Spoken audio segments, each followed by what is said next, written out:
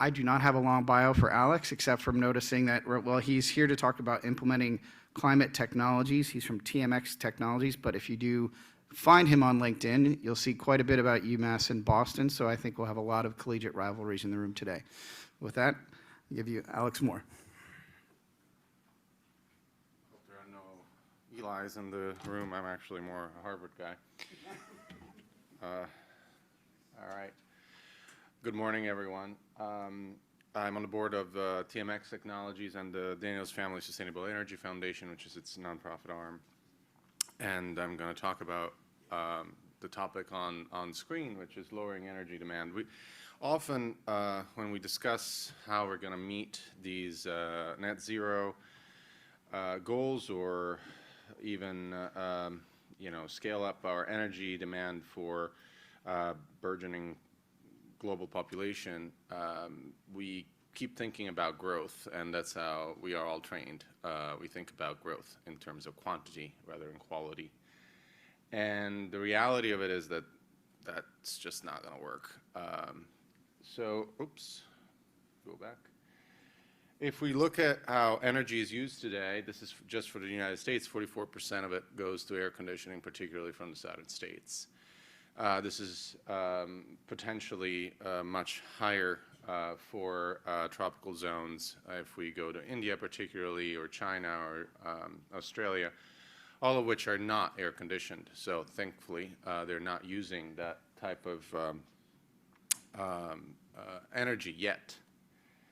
And in the last few years, a lot of talk, and again, with all due respect to anyone who's talking about solar and renewables, a lot of investment have gone into renewable energy, but they're not even remotely ramping up to the level that they should in order to replace what is still dominant, which is natural gas and oil. Unfortunately, also renewable energy is not infinite. It actually relies, to this until now at least, on finite resources like lithium, which is only really sourced from 3 places in the world. When it is sourced, the endeavors to do so are quite destructive in the environment. Last week, I think they just broke ground at Thacker Pass in Nevada, which is an indigenous land that has pretty pristine habitat, nothing like it in the United States. Sulfuric acid open air plant is going to be there in order to process the lithium. Other enterprises to source lithium are no less damaging. Deep sea mining has been proposed as an option. It is completely unfeasible financially, but it has been proposed. Therefore, this is also a finite product, and that is why we're not really ramping up as fast as we should. It's not as easy as just digging a hole. So if we look at how energy is used globally, I showed you just nationally, but globally, 40% of energy is used for buildings. That is making us feel comfortable indoor. That's really all it is. And China is the leader, and the US are right behind it. India, which is the elephant in the room, is actually close behind. India is scaling up very fast, and if India were air-conditioned the way the United States are, we would have a serious problem with Paris Agreement targets. We already do, but so that is the worst possible scenario for climate in the future that we are expecting due to emissions as they are now. That is where we are headed. We have not made progress on the various RCP scenarios. We wish that we could, but in fact, we haven't. The red zones show the areas that are basically going to become very challenging to live in, because these areas are going to experience extremely hot days for more than 3 to 4 months a year, usually actually up to 9 months a year. So people will just not be able to live there unless they're indoor, air-conditioned. And that poses an enormous climate challenge. By the way, if we stop producing CO2 right now, we don't improve this very much because CO2 stays in the air for a long time. Half of the CO2 that was ever produced during the Industrial Revolution is still up there. It takes a long time for CO2 to actually decay. Methane decays a little faster. But so this is what I do in my daily life outside of the board of TMX and the Daniels Family Sustainable Energy Foundation. I'm a climate scientist. I work on the impact of climate change on people's health.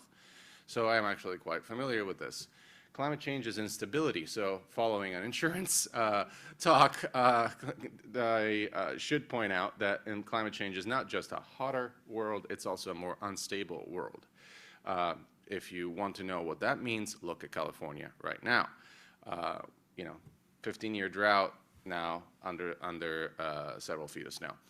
That's instability.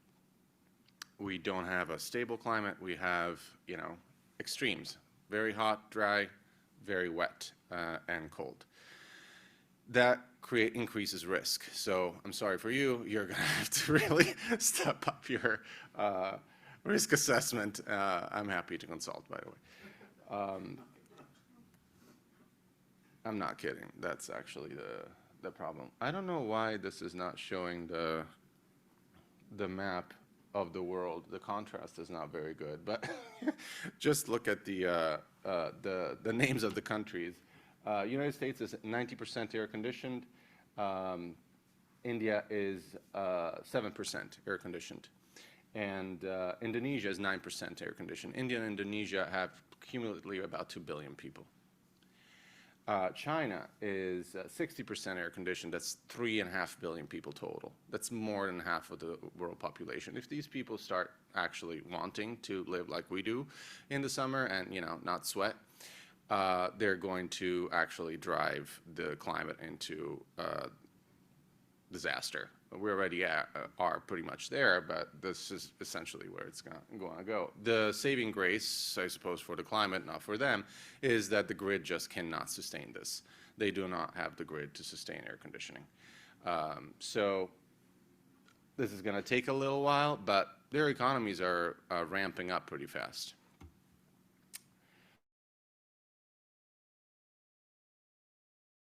What areas are hottest in the world? The really red zones are it, and yes, it's an opportunity for solar, but it also means that those places are a lot hotter than other places, and it turns out that those are also the places that are most populated. So the red numbers that you see on the map show you the projected IEA, International Energy Organization, projected increase in energy demand from those areas. And McKinsey agrees with them. Not that that means much, but they do agree with them. So 227% increase in energy demand from India is catastrophic for the climate. In terms of emissions, if we're still producing out of coal, which is what India does, it's catastrophic. Not to mention for air pollution, but it's really not something we want to see. So by 2050, 30% of energy, globally, we expect a 37% increase in energy growth. And that's the reduction targets are on the screen. I don't have to read them. Of course, we are asking China, which has just developed its economy in the last 20 years, to actually reduce energy a lot faster. Given the geopolitical situation in the world, that's not going to happen. And we always ask the Global South to reduce their energy demand, which of course is unfair because they just have been developing and they're quite opposed to that view. They will say to the US, why don't you reduce your energy demand? So what does TMX do? We provide technologies that basically make it easier for you to live indoor without air conditioning, without energy demand, reducing the energy demand. One of the patented technologies that I have time to talk to today, I don't have a lot of time, is we call it HAT because essentially that's what it is. It's heat abatement technology. Nice NASA acronym for you. And it's essentially reorganizing molecules so that they reflect light better. If you've ever thought, if you ever heard about the blackest paint or the whitest paint, this is that taken to the next level. Essentially, it reflects the sunlight on the entire spectrum of light, not just what we see. You know, everybody knows if something is white, it reflects light more. This actually reflects not only as white does, but beyond that in the infrared spectrum, in the areas of the spectrum that we don't see, essentially reflecting the light back into the air. The way that it does, if you know how sunscreen works, by the way, you know how this works, essentially. Just this, I'm not going to go into the physics. I'm not a physicist. I've got a PhD in a couple of things that physics is not one of them. But essentially, just very schematically put, my very, very technological physics scheme here shows you that basically it makes air conditioning less relevant, not completely unnecessary depending on where you are, but less relevant. And it can be applied to anything, so it's actually a technology that it's essentially a coating that can be applied to any surface. Therefore, it does not require any particular infrastructure or particular investment in additional infrastructure. And these are the actual patented spectra that show you what light reflection looks like. Just think higher, more, better. And in existing materials for your roofs, as I don't know why in the U.S. you all put, I'm not from here, why the roofs are black. I mean, it makes no sense. Of asphalt, of all things, which absorbs so much heat. White roofs are a thing in the rest of the world, but increasing, if you use our coating, if you use this product, the reflectance, again, you think the black line higher, better, increases by 30%. And so there's a reduction in absorption of heat by 30%, which is phenomenal. So what does that mean if it's applied, you know, conceptually to an entire nation, say the United States? That means about 8 million cars that aren't running. Essentially, the equivalent of the CO2 emissions of 8 million cars that aren't in the atmosphere anymore. Or, if you wish, 38 billion pounds of coal not burned for that energy that would go into cooling those spaces. Or 81 million barrels of oil not consumed. Globally, we were talking about trillions earlier. This is actually a $10 trillion opportunity, by the way, if applied globally. We're talking about 129 million cars not running on the road. That's the equivalent emissions if you apply this to globally. Of course, you know, it's very hard to apply this globally, as anything scaled at the global level is very hard. But it is substantial and important. And there's really nothing like it out there. So that is what I came here to do. I wanted to show you just a summary. Again, it's global energy consumption is a $10 trillion opportunity. The problem is that energy consumption grows, but scaling up is very difficult. So we should think about reducing energy demand. And the solution is to leverage science to do that in order to allow people that are currently not using as much energy not to scale to that level, which they can't anyway, and still mitigate the effects of climate change on their health and their standards of living. So that's it. Thank you.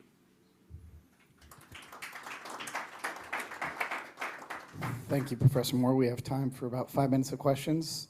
I have some if we don't have any from the audience.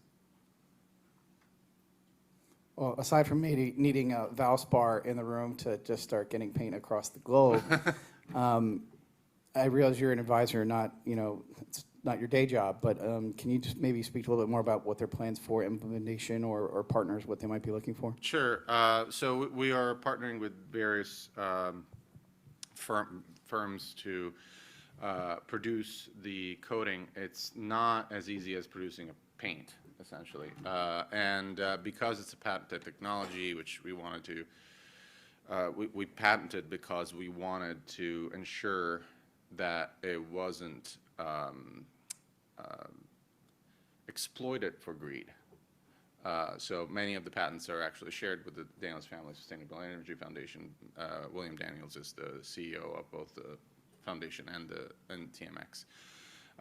So it will be deployed in the global south at cost, and or if it can be financed by anybody else, then free.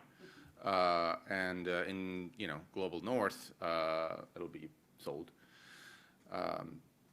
So we're partnering with various coating producers to reach that goal. Yeah, yeah. Also, questions about climate are totally cool. No pun intended. What would be the cost, and what would be the cost if it were produced at scale? The cost, if it were produced at scale, meaning Cost of production and also price to users. I mean, price to users, I don't have those figures yet. I would be pulling them out of, my ears. I just don't have those figures yet. And I'm not the kind of guy that really does the sales part of this. So I wear a lot of hats, but unfortunately that's not one of them. But hit me up later and I'll give you a card and I'll connect you with whomever has that answer. Can you talk about how long the paint lasts? Does it have to be reapplied after a certain amount of time? As far as I know, it's a fairly